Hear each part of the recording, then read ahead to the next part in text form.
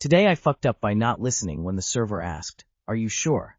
So my family started a new tradition for birthdays, once the youngest of us aged out of the cake and presents type of birthday celebration. Now, the birthday person picks something for the family to do together. My sister likes museums and zoos, and I like to try new cuisines. A few years ago, I picked a Vietnamese restaurant. I'd had Vietnamese before and enjoyed the dishes we tried, so I wanted to try some more. The restaurant I picked had bamboo shoot soup on the menu, with duck on the side. I'd never tried either of those, so that's what I ordered. The server gave me a look and asked, "Are you sure?" Y'all, I didn't get the hint. None of us did. I just nodded and said yes. They hesitated for a second, but put the order in.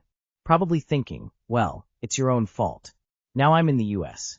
My only exposure to bamboo in food is the little rectangular strips that are everywhere in Asian restaurants. So that's what I thought I was going to get. It very much wasn't. They look something like this, like miniature stalks of bamboo. It smelled pretty good, so I was in no way expecting the taste that hit me when I took a sip. The only way I can think of to describe it is that this soup tasted the way a zoo smells. It was very earthy, bitter, and strong. I get the feeling it's one of those flavors that you either love or you hate, or you enjoy it if you grew up with it. I fell into none of those categories. The rest of my family tried a sip, and all had the same reaction. We suddenly understood why the server asked, "Are you sure?" We owned the mistake. I ate the duck, which was all right on its own, and tried a few bites of the other dishes my family members had gotten. We took the soup home and tried desperately to change the flavor to something at least one of us would enjoy and be able to finish off. It was futile. We regretfully ended up throwing the soup away. Lesson learned. And yes, we did still tip well. It wasn't the server's fault, we only had one brain cell amongst the 5 of us. Too long did not read. A server at a restaurant asked me if I was sure about my order. I didn't take the hint and regretted it, ultimately wasting the dish.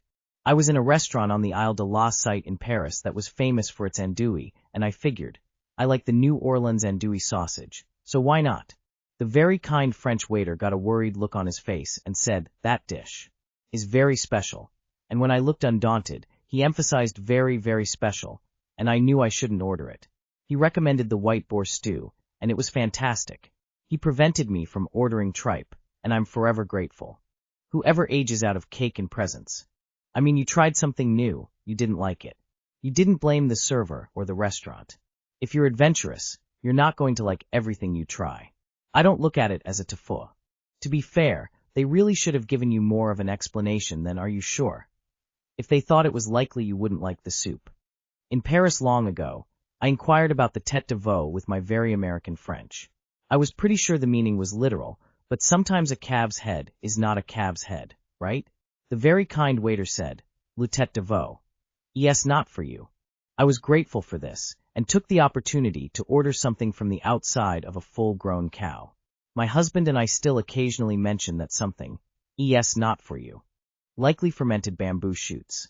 They're an acquired taste.